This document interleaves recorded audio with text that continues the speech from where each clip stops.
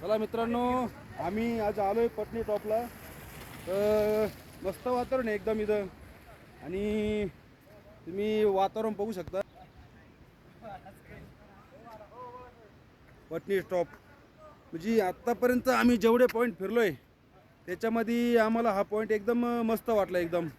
आणि आमची मित्र कंपनी, अय मित्र कंपनी, एकदा वर हात करा एकदा. ओके, हे मित्र कंपनी आमची एकदम मजा घेत आहे एकदम वातावरणाची.